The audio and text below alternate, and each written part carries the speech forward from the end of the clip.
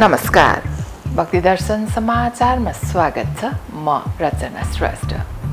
आज मिति 2079 साल पौष महिनाको 17 गते आइतबार सूर्य दक्षिणायन पौष शुक्ल पक्षको दशमी तिथि 12:29 बजे क्रान्त एकादशी तिथि रहने। नक्षत्र अश्विनी 16:41 बजे उपरान्त भरणी, चन्द्र राशि मेष, ईस्वी सम्वत 2023 जनवरी महिनाको 1 तारिक, शक सम्वत 1944 र नेपाल सम्वत 1143। आज सूर्योदय बिहान 6:56 र सूर्यास्त साँझ 5:18। सर्वप्रथम अहिलेसम्मका प्रमुख समाचार। प्रत्येक वर्ष पौष शुक्ल पूर्णिमादेखि माघ शुक्ल पूर्णिमासम्म लाग्ने माधव नारायण तथा स्वस्तानी व्रत मेलाको तयारी गरिँदै साली नदी मेला यो वर्ष पुष 22 गतेदेखि माघ 22 गतेसम्म सञ्चालन हुने। यो मेलामा आउने भक्तजनका लागि सहज रूपमा सार्वजनिक यातायातको व्यवस्था, मेलामा शान्ति सुरक्षा, स्वास्थ्य सेवा, निःशुल्क खानेपानी सेवा लगायतको व्यवस्था गरिएको। साली नदी मेलामा नेपालका विभिन्न जिल्लाका साथै भारत एवं दक्षिण एसियाका अन्य मुलुकबाट पर्यटक आउँछन्। आजबाट अंग्रेजी नयाँ वर्ष 2023 को सुरुवात। हाम्रो धेरै जस्तो चाड पर्व र कार्यालयका कामहरू विक्रम सम्वतमा आधारित भए पनि अंग्रेजी वर्ष नेपालमा पर्यटक र विदेशी सम्पदका रूपमा लिइने। अन्तर्राष्ट्रिय सम्पद भएकाले विदेशमा बसोबास गर्ने र अन्तर्राष्ट्रिय सङ्घ संस्थामा काम गर्नेहरूले यो पर्व विश्वभर मनाउने। यो सम्पदको छुट्टै प्रतिष्ठा र विश्वव्यापी उपयोगिता रहेको। भगवान श्री सञ्जय साई बाबाको 35औं शुभ जन्मोत्सवको पावन अवसरमा रक्तदान कार्यक्रम सम्पन्न। नरेफाट स्थित केन्द्रमा आयोजना गरिएको सो कार्यक्रम बाबाका भक्तका साथै विद्यार्थी वर्गको सहभागिता। 35औं जन्मोत्सवका अवसरमा 35वटा विविध कार्यक्रम आयोजना गरिँदै आगामी माघ 6 गते भव्यताका साथ जन्मोत्सव मनाउने तयारी। टोपी दिवस र राष्ट्रिय पोशाक दिवस आज जनवरी 1 तारिकमा नेपाली टोपी दिवस स्वस्फूर्त रूपमा नेपाली जनले मनाउँदै आएको। ढाका टोपी दिवस भने पनि नेपाली पुस्ताले ढाका टोपीसँगै भातगाउँले टोपीको पनि महत्त्व बुझ्न जरुरी। मेरो शान मेरो पहिचान राष्ट्रिय पोशाक संरक्षण महाअभियान भन्ने मूल नारा लिएर विक्रम सम्वत 2070 सालबाट काभ्रे पलाञ्चोक जिल्लाको बनेपाबाट सुरुवात गरिएको राष्ट्रिय पोशाक दिवस नेपालमा मात्र नभई विश्वभरि छरिएर रहेका नेपालीहरूले हरेक वर्ष पौष 17 गते आज भव्यताका साथ मनाउँदै आइरहेको।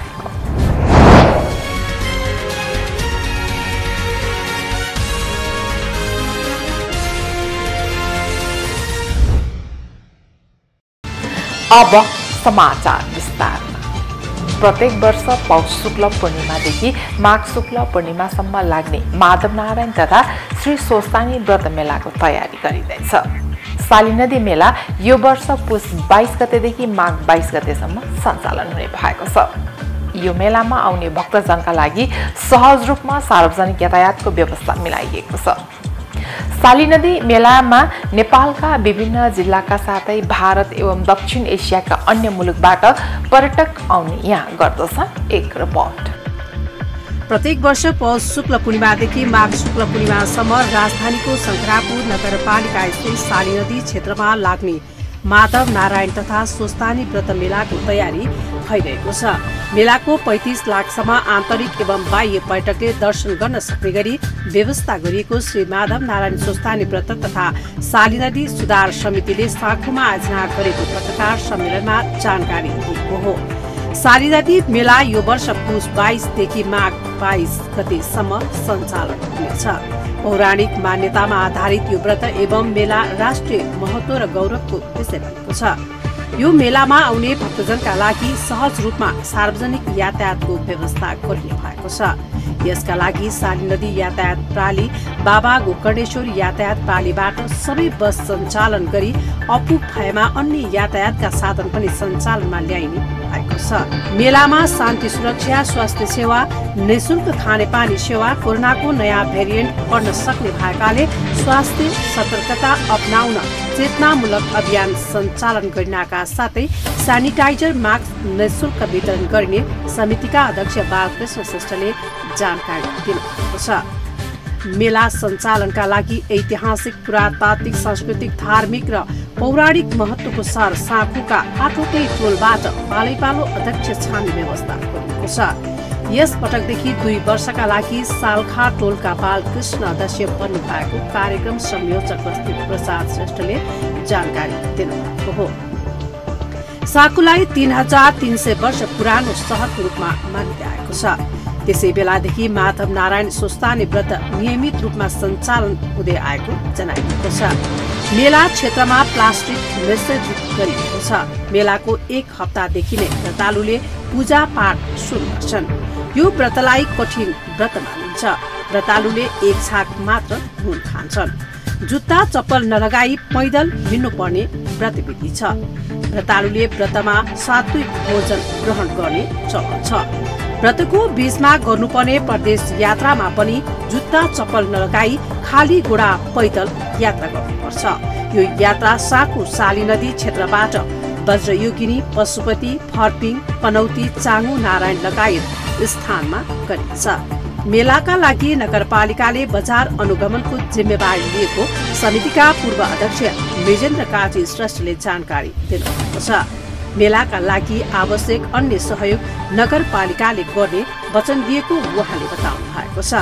मेला सञ्चालनमा आउने पसलमा समितिले तोकेको मूल्य सूची राख्ने जानकारी दिएको छ।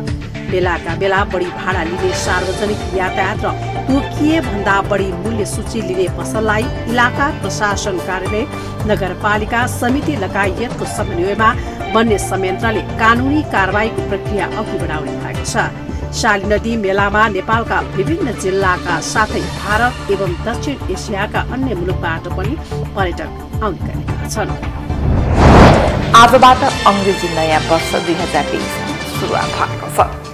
सन् 2022लाई बिदाई र सन् 2023लाई आज भव्य स्वागत गरिँदैछ।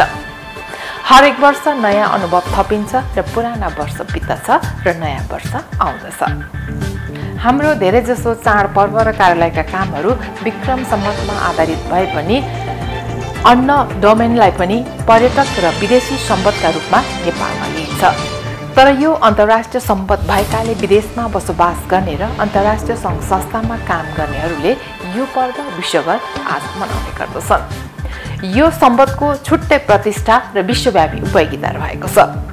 विक्रम सम्वत 57 वर्ष अगाडि रहेको र जनवरी फेब्रुअरी महिनाहरू ईस्वी सम्वतको रूपमा मनाउने वर्ष हो, जबकि विक्रममा वैशाख र जेठ जस्तै 12 महिनाहरू रहन्छन्। विश्वको जनसङ्ख्या 8 अर्ब नागिसकेको छ। सबै सुखी हुन्, सबै रोग मुक्त हुन्, सबै मनोज मङ्गल कार्यको साक्षी बनुन्, रिस राग त्याग्न सफल हुन्, कसैलाई पनि दुःख नहोस्। नयाँ अङ्ग्रेजी वर्ष 2023 को यहाँहरूलाई यही शुभकामना। भगवान श्री सञ्जय साई बाबाको 35औं शुभ जन्मोत्सवको पावन अवसरमा रक्तदान कार्यक्रम सम्पन्न भएको छ। नरेपाट स्थित केन्द्रमा आयोजना गरिएको सो कार्यक्रम सञ्जय साई बाबाका भक्तका साथै विद्यार्थी वर्गको सहभागिता रहेको थियो।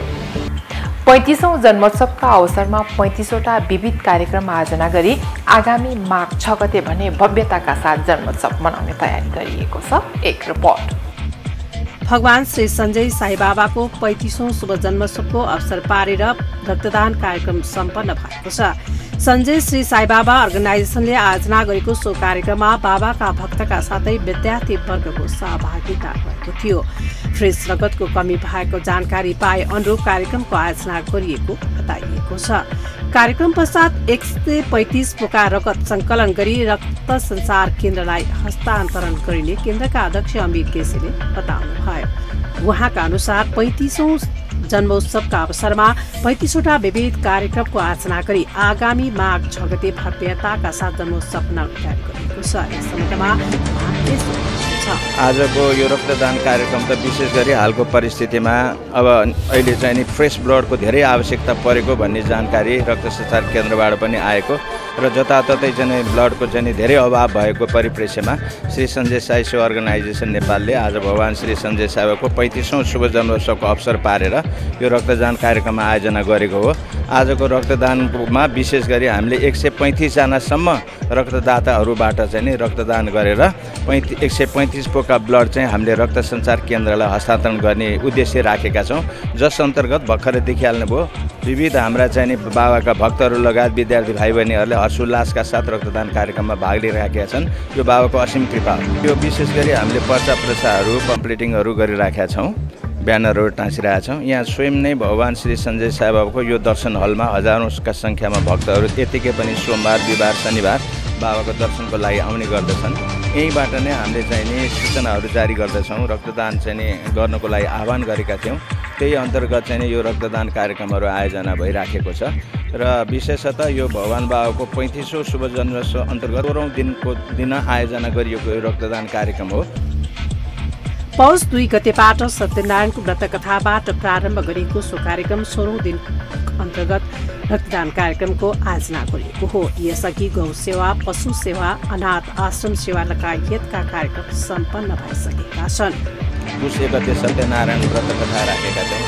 त्यसभन्दा पछि 2 गते हामीले गौ सेवा गऱ्यौँ। यो सडकमा अल्पत्र रूपमा छाडिएका असहाय र अल्पत्र रहेका गाई वस्तुहरूलाई चाहिँ नि चौपायाहरूलाई चाहिँ नि गोठाटारमा एउटा चाहिँ नि ठाउँमा एकजना चाहिँ नि विद्वान दाताले चाहिँ सङ्कलन गरेर उहाँले राख्नु भएको रहेछ। करिब 200 जौता जति गाईहरूलाई हामीले गौ सेवा गऱ्यौँ। खाद्यान्न रासन सामग्री खानपिनको व्यवस्था गऱ्यौँ।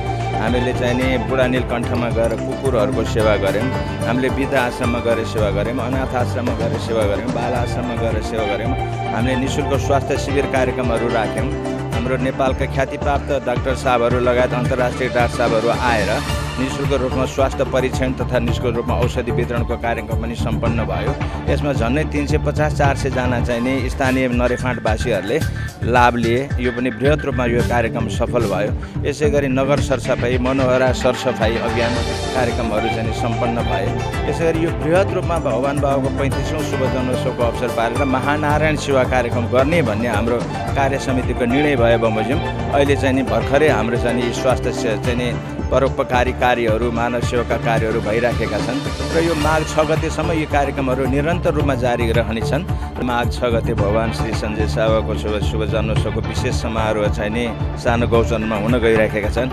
आदरणीय हजुर भक्ति दर्शन टेलिभिजनका आम श्रोतागणलाई पनि भक्ति दर्शन टेलिभिजनबाट प्रत्यक्ष रूपमा लाइभ प्रसारण हुँदैछ। माघ 6 गते शुक्रबार सानो गौचरणमा शुभ जन्मोत्सव विशेष समारोहको कार्यक्रम हुँदैछ। सबै चाहिँ नि भक्तजनहरू, आम जनसमुदायलाई बाबाको शुभ जन्मोत्सवमा प्रसाद ग्रहण गर्न पाल्नु हुन म हार्दिक अनुरोध गर्न चाहन्छु। केन्द्रले शिक्षा, स्वास्थ्य लगायतका कार्यक्रमलाई बडो महत्त्वका साथ निरन्तरता दिइरहेको छ। आगामी माघ 6 गते भव्यताका साथ जन्मोत्सव कार्यक्रम मनाउने तयारी गरिएको जन्मोत्सव मूल समारोहका संयोजक तीर्थ प्रधान यसो छ। भगवान बाबाको यो 35औँ भएको हुनाले हरेक 5-5 वर्षको कार्यक्रम चाहिँ हामीले बृहत रूपमा मनाउनु। पहिला पनि च्यासलमा हामीले 25औँ 30औँ बर्थडे त्यहाँ मनाएको हो। हजारौँ मानिसहरू, हजुर भक्तहरू, हजारौँ चाहिँ दर्शकहरू भगवान को हो के हो भन्ने जिज्ञासाले पनि धेरै मान्छेहरू आएर त्यहाँ चाहिँ बाबाको प्रवचनहरू सुन्ने अवसर पाएका थिए। र यसपालि पनि केही हिसाबले 5 वर्ष 35 भएको हुनाले हामीले बृहत रूपमा उहाँको चाहिँ एकदम ठुलो रूपमा भव्य रूपमा मनाउने हामीले निर्णय गरेर त्यही अनुसार हामीले 35औँ दिनसम्म पनि बृहत कार्यक्रमहरू राख्यौँ। यसमा हजारौँ ठाउँ ब्ल्याङ्केट बाँड्यौँ। 500-700 मान्छेलाई 3 दिन अगाडि मात्रै हामीले चाहिँ निःशुल्क स्वास्थ्य कार्यक्रमहरू राख्यौँ। सबैले लाभ प्राप्त गरे। महिलाहरू बढी लाभ प्राप्त भए, क्यान्सरका रोगीहरूले बढी लाभ प्राप्त भए। भगवान बाबाको मिसन भयो भने स्वास्थ्य, सेवा र पानी, यो 3 चिज चाहिँ हामी सबैको चाहिँ पाउने अधिकार हो। र यो चाहिँ सेवा चाहिँ भगवान बाबाको सङ्कल्प निःशुल्क दिन सकौँ भन्ने हो। धनगढीमा अथवा भैरवमा विकट ठाउँमा जहाँ थारूहरूको बस्तीहरू धेरै छन्, हजारौँ घरलाई हामीले रोवर पम्प चाहिँ 50औँ ठाउँ नाखेर लाखौँ लाख रुपियाँ खर्च गरेर निःशुल्क खानेपानीको स्थायी व्यवस्था हामीले गरेका छौँ। बाबाको जुन मिसन अनुसार स्वास्थ्य सेवा, स्वास्थ्य चाहिँ हामीले हरेक वर्ष हजारौँ मान्छेलाई गाउँ गाउँमा गएर निःशुल्क गर्छौँ भने स्कुल निःशुल्क छ। यसरी खानेपानी पनि हामी निःशुल्क चाहिँ हामीले व्यवस्था गरेका छौँ। र यसरी चाहिँ बाबाको यो हरेक कार्यक्रममा यो बाबाको जुन मिसन छ त्यो अन्तर्गत 35औँ बर्थडेमा पनि हामीले गरिब जो स्किल छ तर पैसा छैन भने हामीले उनीहरूलाई 30औँ बर्थडेमा पनि 34 वर्षको उमेरमा 34वटा मिसन हामीले उनीहरूलाई निःशुल्क बाँड्यौँ। उनीहरू लाभान्वित भए।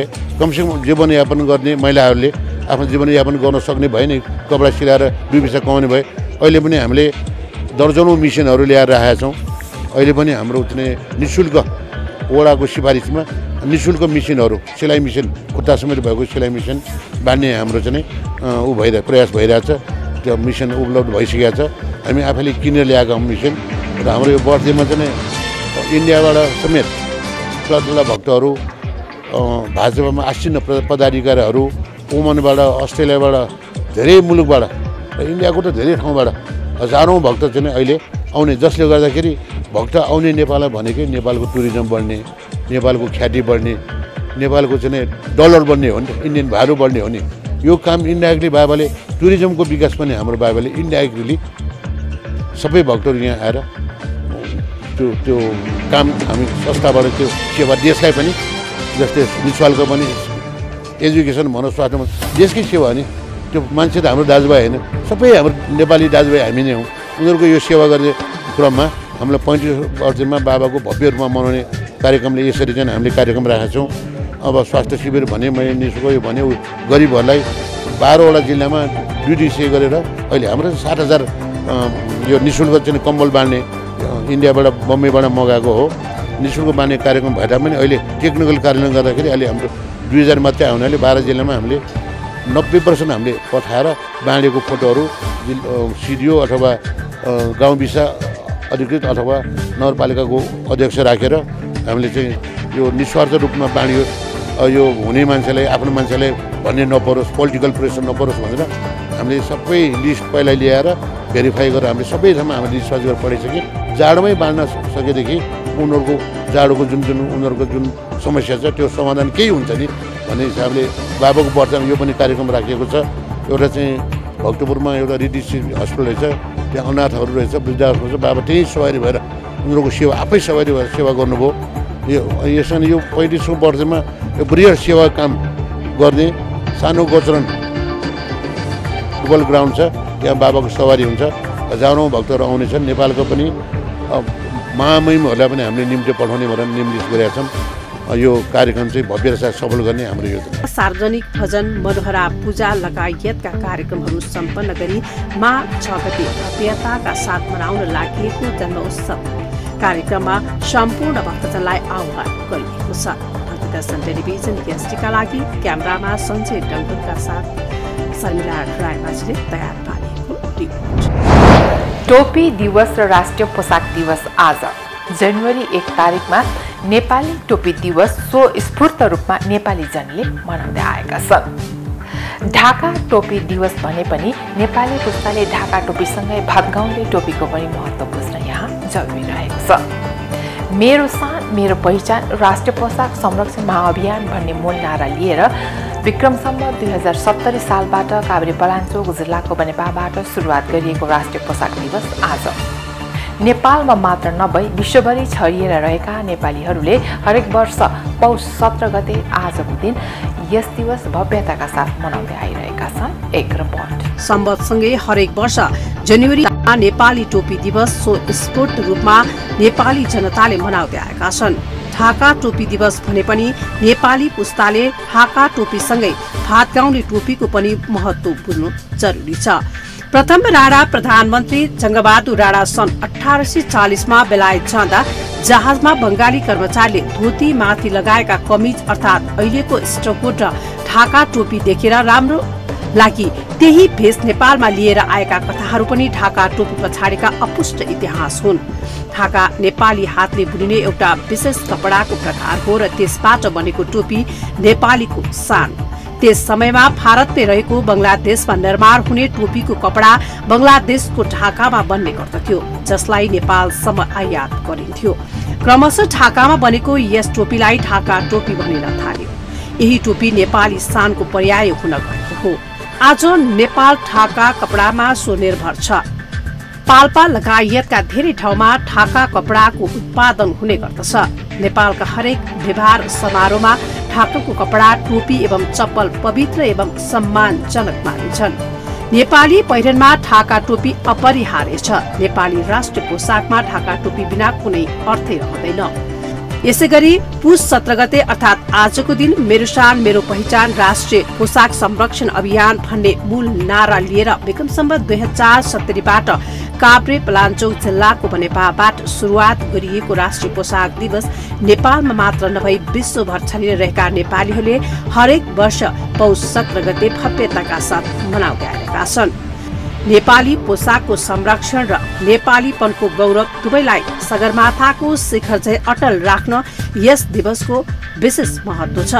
राष्ट्रिय पोसाक दिवसको सुरुवात गर्नुको मुख्य कारण विदेशी संस्कृतिले नेपाली धर्म संस्कृति चाडपर्वलाई समेत नष्ट पार्ने हुनाले यसैको प्रतिकार स्वरूप यो अभियानको सुरुवात भएको हो। विगतका विभिन्न क्रान्तिहरूमा नेपालको राष्ट्रिय धरोहर सम्पदा चाडपर्वको इतिहास सकिए विभिन्न जातिका पोसाक रीतिरिवाज समाप्त भए।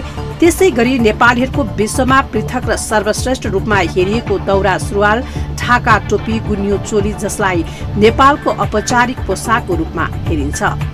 त्यसै तथ्यलाई आत्मसात गर्दै नेपालको अन्तर्राष्ट्रिय पहिचानको रूपमा रहेको राष्ट्रिय पोसाक दौरा सुरुवाल टोपी गुन्यू चोलीलाई सरकारले औपचारिक पोसाक घोषणा गर्दै सम्मान दिनुपर्ने यो अभियानको उद्देश्य हो। विदेशी पोसाकको फेसन र प्रयोगमा चुल्लुमा डुबेको नेपाललाई आजको यस दिवसको मौलिकताको विशेष महत्व छ। नेपाली पोसाक लगाउँदाको गौरव र ठाटको पूर्ण व्याख्या गर्न र यसको प्रयोगलाई युवाहरू माझ थप व्यवहारिक बनाउन आज दिन महत्व रहेको छ। राष्ट्रिय पोसाक दिवसको मूल लक्ष्य भनेको नेपालको औपचारिक पोसाक सरकारले घोषणा गरी सिङ्गो नेपालीहरूको पहिचान विश्व सामु पुर्याउनु हो। राष्ट्रिय पोसाक संरक्षण महाअभियान नेपालले राष्ट्रिय पोसाक संरक्षणको पहल गरियोस् भन्दै विगत 8 वर्षदेखि निरन्तर सम्बन्धित निकायहरूमा पैरवी गर्दै आएका छन्। हरेक देशको आफ्नो पोसाक हुन्छ तर प्राय देशहरू कोट प्यान्ट सर्ट र टाईलाई सर्वव्यापी बनाउँछन्। जसरी हरेक देशले पहिचानमा झण्डा देखाउँछ त्यसै गरी आफ्नो पहिचानको लागि आफ्नो राष्ट्रिय पोसाकलाई पनि प्रदर्शित गर्ने गरेको देख्न तथा सुन्न सकिन्छ। नेपाल सानो देश छ तर हरेक देशको स्वाभिमानको कुनै मूल्य हुँदैन। त्यसैले देशको राष्ट्रिय पोसाक हुनुपर्छ। अहिलेलाई हामी भक्ति दर्शन समाचारको अन्त्यमा आइसकेका छौं। जाँदा जाँदै प्रमुख समाचार पुनः एकपटक। प्रत्येक वर्ष पौष शुक्ल पूर्णिमादेखि माघ शुक्ल पूर्णिमासम्म लाग्ने माधव नारायण तथा स्वस्तानी व्रत मेलाको तयारी गरिँदै साली नदी मेला यो वर्ष पुस 22 गतेदेखि माघ 22 गतेसम्म सञ्चालन हुने।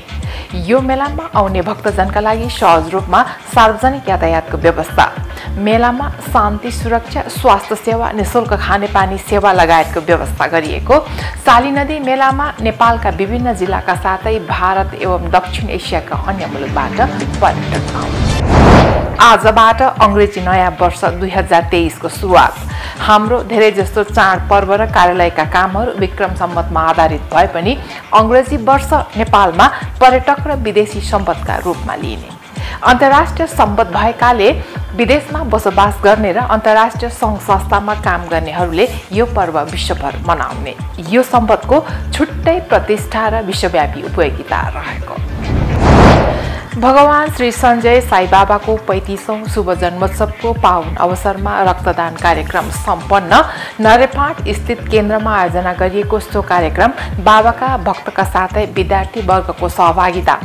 35औं जन्मोत्सवका अवसरमा 35 वटा विविध कार्यक्रम आयोजना गरिँदै आगामी माघ 6 गते भव्यताका साथ जन्मोत्सव मनाउने तयारी।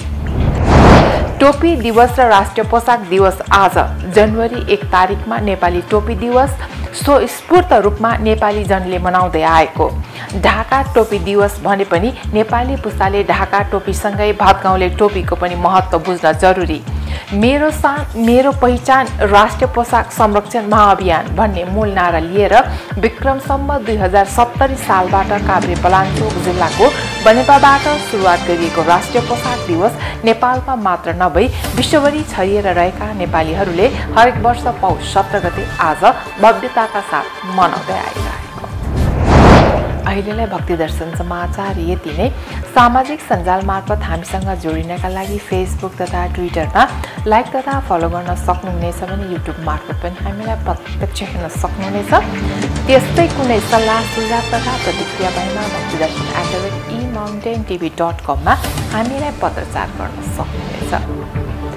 धर्म, संस्कृति र संस्कारको संवाहक भक्तिदर्शन टेलिभिजन HD हेर्दै रहनुहोला। नमस्कार।